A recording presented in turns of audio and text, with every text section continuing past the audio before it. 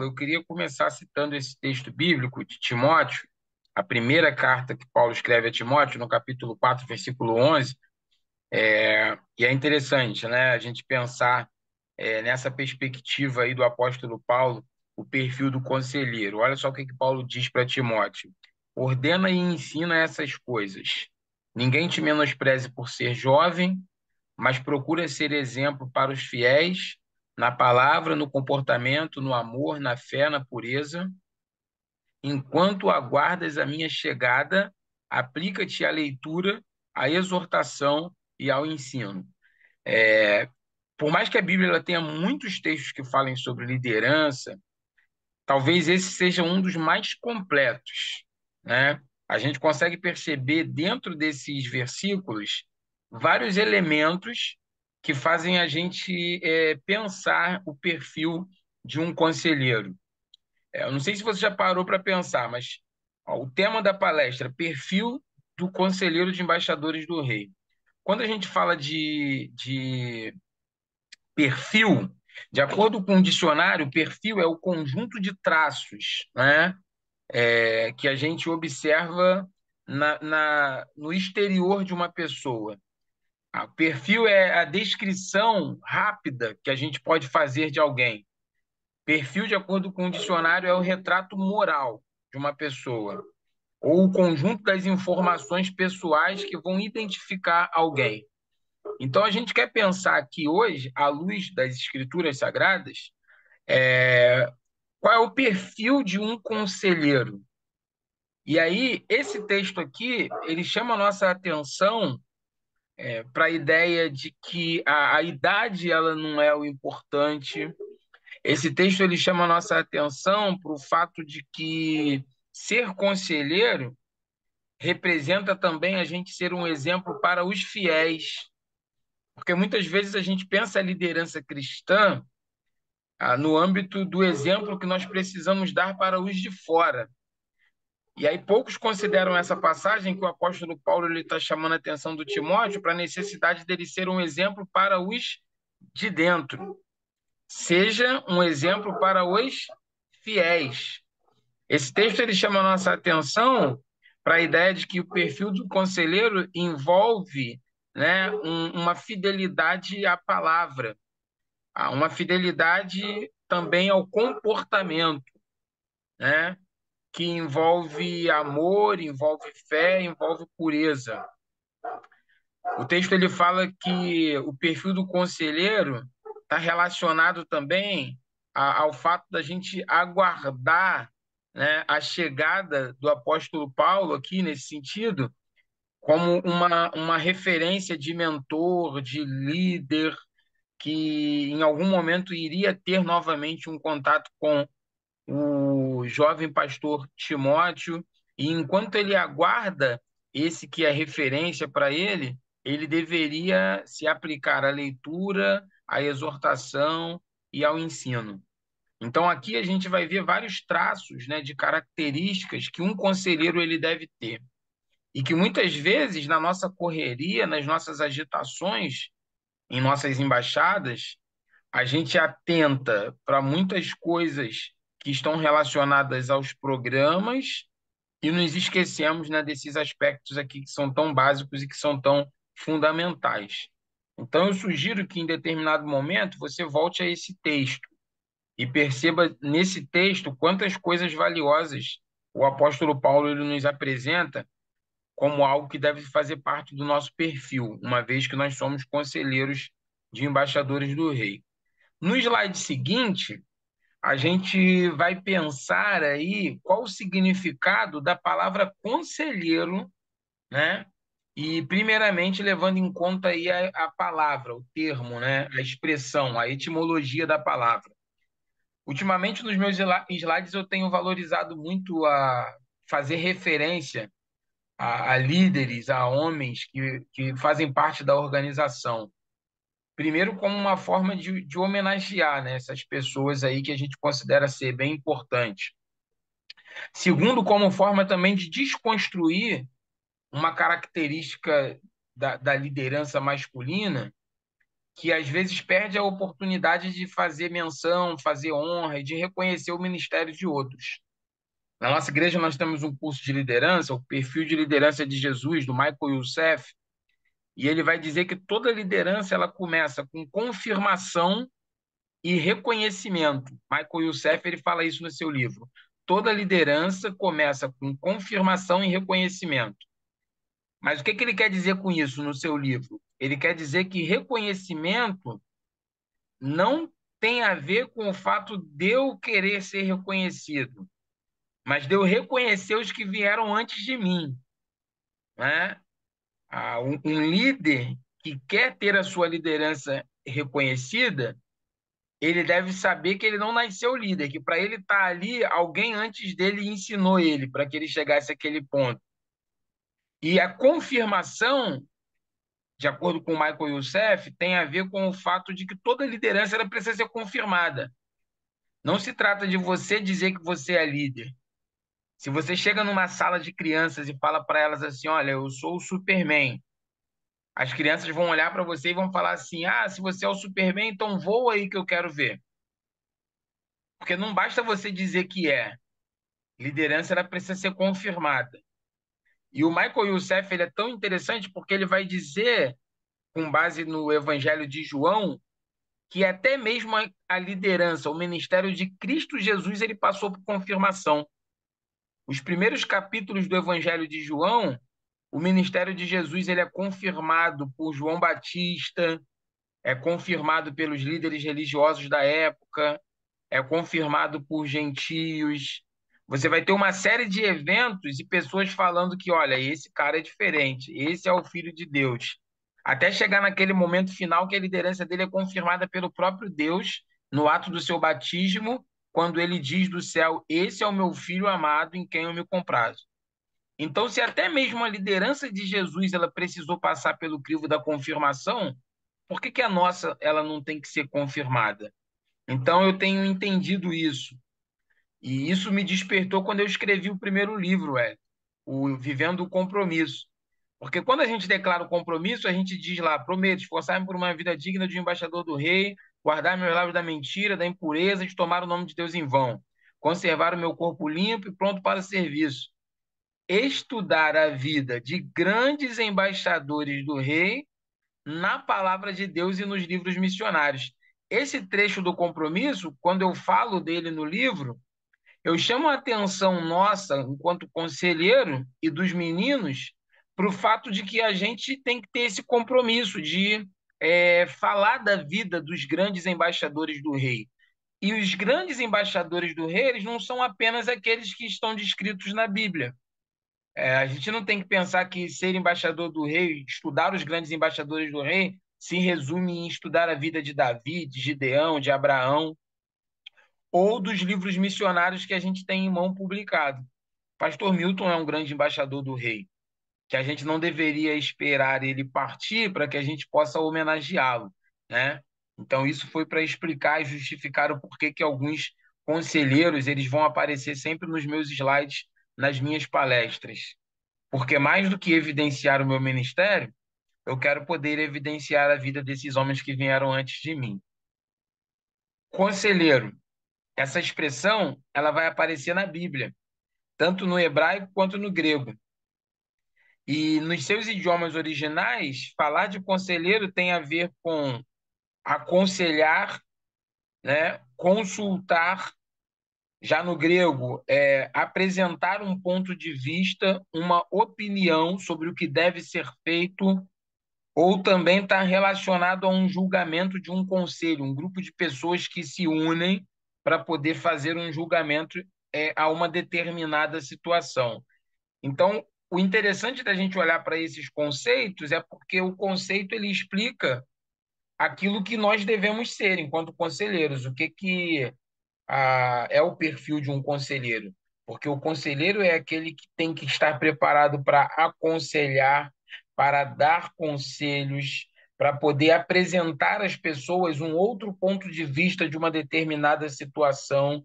Ele tem essa possibilidade de apresentar para os embaixadores opiniões diversas sobre os fatos em que eles vivem. e, em alguns momentos, até emitir um julgamento sobre a situação que a garotada enfrenta no dia a dia. Esse é o conceito de conselheiro. E aí, quando a gente compreende isso, o que então vem a ser um conselheiro de embaixador do rei? O próximo slide ele diz: o conselheiro de um embaixador do rei é um título de honra que é dado ao líder que precisa estar habilitado para aconselhar, orientar e guiar os meninos a se tornarem embaixadores do rei. Então, esse é o conceito de conselheiro de embaixador do rei.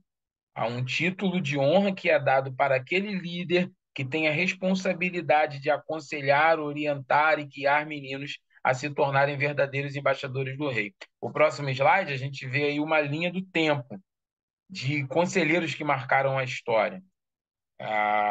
Por mais que a nossa linha do tempo ela comece em Alvin Renton, considerando a história dos embaixadores do rei no Brasil, nós sabemos que tudo começa na vida de uma mulher, né?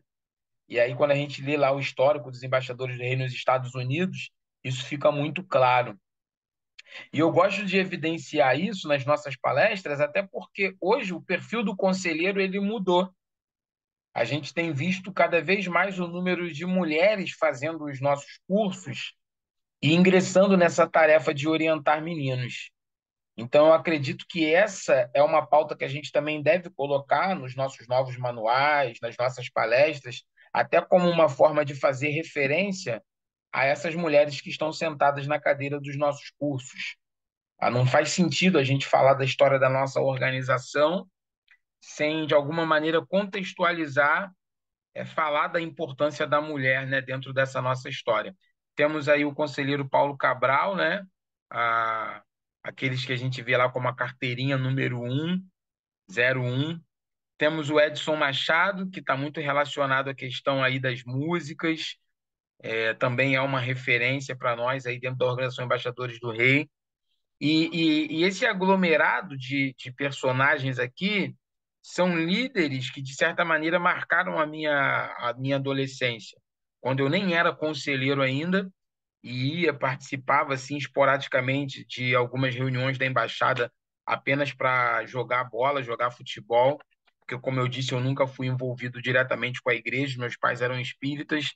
Eu já ouvia falar de homens como o conselheiro Ebenezer, o Samuel, que foi coordenador nacional, o irmão João Marcos e o saudoso aí no fundo aí Celso, né? Comandante do Abilene. Então essa é uma forma da gente mostrar como que a nossa história da organização ela é marcada por grandes homens, grandes conselheiros que marcaram a história aí de muitos meninos por onde eles passaram.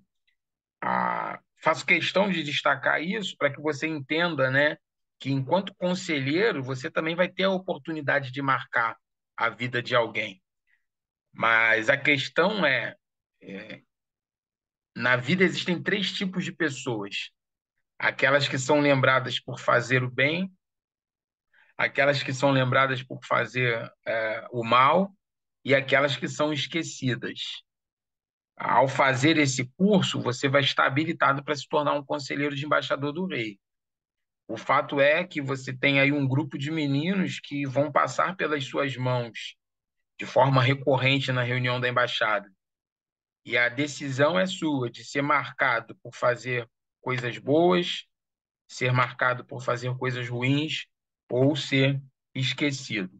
Seguindo a nossa palestra, o que a Bíblia diz sobre conselhos, sobre ser conselheiros?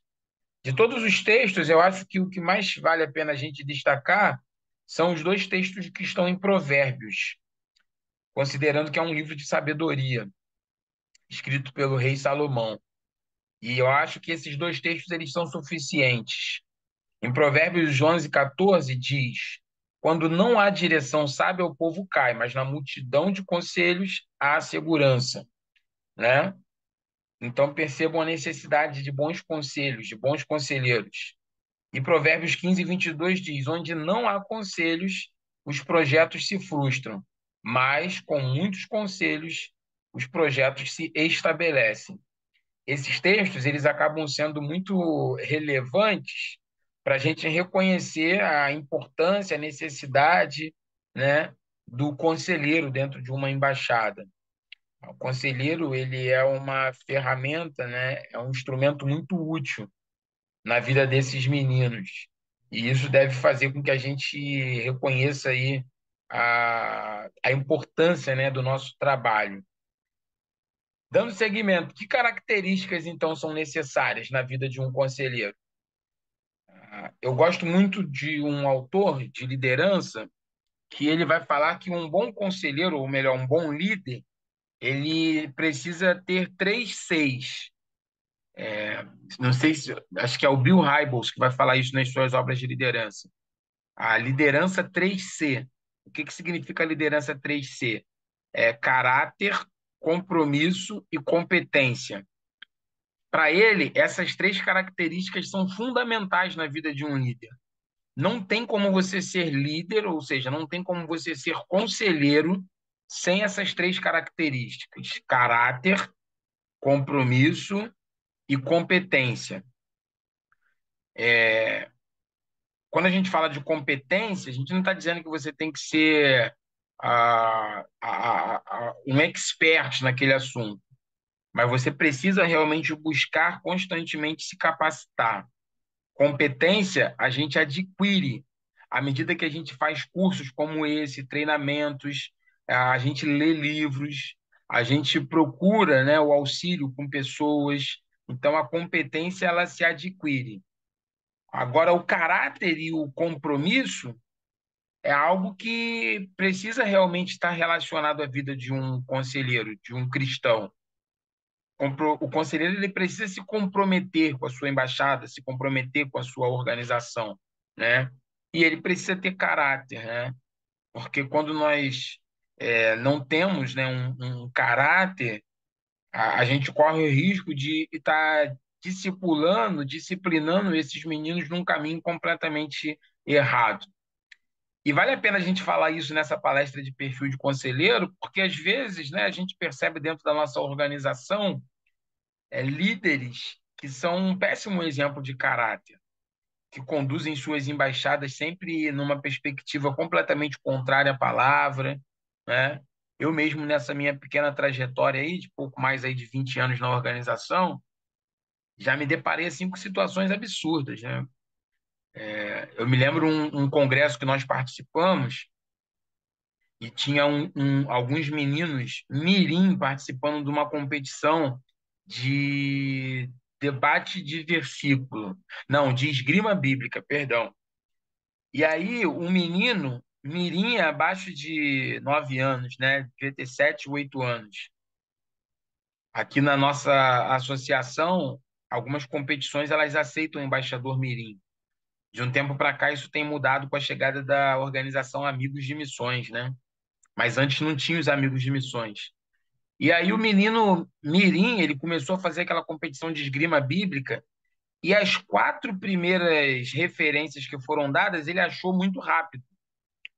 Só que eram cinco, que achasse cinco primeiro, né, seria o campeão. E depois que ele acertou a quarta, ele começou a ficar nervoso. Um menino achou uma, um outro menino achou outra, e ele foi ficando nervoso, foi ficando nervoso. E aí o conselheiro dele, ao invés de tranquilizá-lo, começou a deixar ele mais nervoso ainda, fazendo observações, presta atenção, gritando, rápido, vai rápido, ei, se liga. E eu fiquei olhando aquilo de fora, né? A carga emocional que ele lançou sobre aquele menino de aproximadamente 8 anos de idade, né? A minha vontade foi de interromper aquela competição, né, e chamar a atenção ali daquele conselheiro. E o interessante é que o conselheiro que realizou essa postura, esse comportamento, a embaixada que estava envolvida nisso, ela já tem um histórico de ser uma embaixada muito competitiva. E esse menino, na verdade, ele só estava reproduzindo o que o conselheiro dele também já era, né? Esse jovem conselheiro, vamos dizer assim, já era uma segunda geração de conselheiro que tinha aprendido com um conselheiro anterior essa competitividade. Então, vale a pena a gente destacar isso nessa palestra de perfil de conselheiro. Os conselheiros eles precisam reconhecer essa necessidade A gente precisa ter um caráter, acima de tudo, um caráter cristão, e determinados tipos de comportamento não condizem, né, com a vida de um conselheiro de embaixador do rei. Mas além desse perfil 3C que o Bill Hybels ele trata nos seus livros, eu acho que um conselheiro ele precisa ter outras características, que é a característica de servo e a característica de missionário. Nas nossas literaturas não apresentam essas 5 características, né? Mas para mim são essas características fundamentais que um conselheiro deve ter. E aí eu acrescento que ele deve ser missionário, porque a embaixada ela é uma organização missionária. Então passou o tempo da gente ter conselheiros muito comprometidos, muito competentes, mas que se esqueceram, né, que o aspecto da embaixada envolve missões. E passou também o tempo da gente ter um grupo de conselheiros que querem ser servidos. O conselheiro de embaixador do rei, ele precisa aprender a ser servo. Eu me lembro quando eu fiz o meu curso de conselheiros no ano de 2002, em uma das palestras, a gente foi orientado sobre a necessidade de um conselheiro num acampamento, num congresso, ele precisa ser o último a comer. E eu me lembro na época a pessoa que estava ministrando essa palestra falou assim: eu me recuso a comer primeiro num acampamento e depois chegar no final, perceber que faltou comida para um embaixador e eu já estou já com a minha barriga cheia, né? E aquilo ficou marcado na minha memória, né? E às vezes a gente percebe hoje conselheiros que estão tão preocupados consigo, né? E acabam se esquecendo que o Senhor ele nos chama para servir esses meninos. A gente precisa realmente estar preparado para servir. Então, essas aí são 5 características que eu considero necessárias e fundamentais na vida de todo conselheiro de embaixador do rei: caráter, comprometimento, competência. Ele precisa ser um missionário, ele precisa ser um servo. Seguindo ainda a orientação dos manuais, o manual ele vai falar sobre requisitos que um conselheiro deve ter. E eu costumo distinguir esses requisitos em 3 categorias. Esse daí é o Celso, né?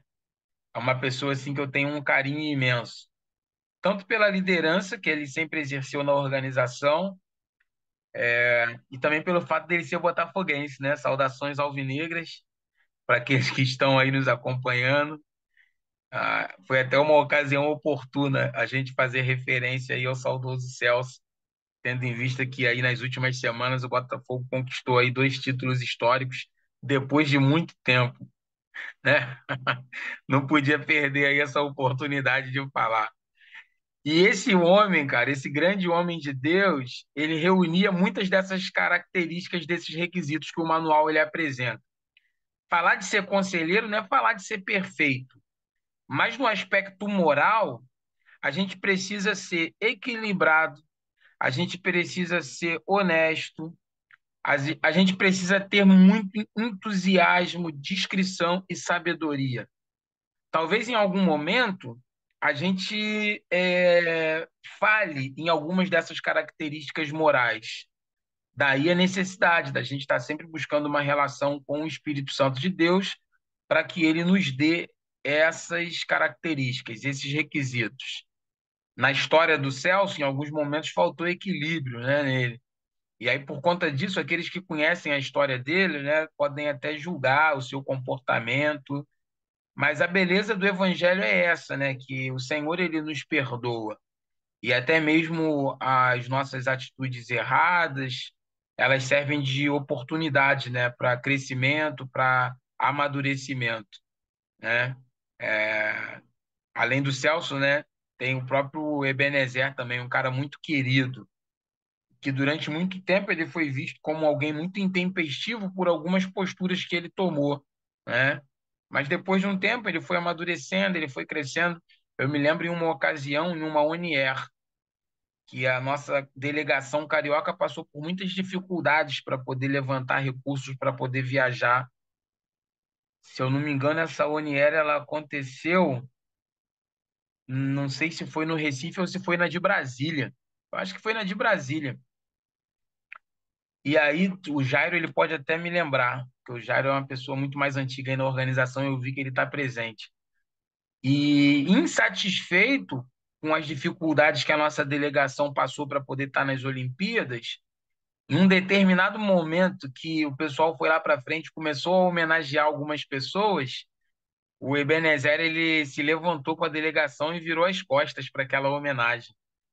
E aí, por conta dessa atitude, né, talvez um tanto quanto desequilibrada, né, mas resultado de uma pessoa que é muito, que ama muito a organização, ele acabou sendo muito criticado, né, por lideranças, por conselheiros, cancelado, né? Porque a gente tem disso, quando as pessoas fazem aquilo que a gente não concorda, a gente às vezes cancela aquelas pessoas. E por vezes a gente não emite sobre elas a mesma graça que a gente espera que as pessoas emitam sobre nós. Estou destacando isso para dizer que os conselheiros eles não são perfeitos. Nós temos as nossas falhas, né? Mas é esperado que no aspecto moral um conselheiro ele seja equilibrado, honesto, entusiasta, discreto, né? E cheio de sabedoria.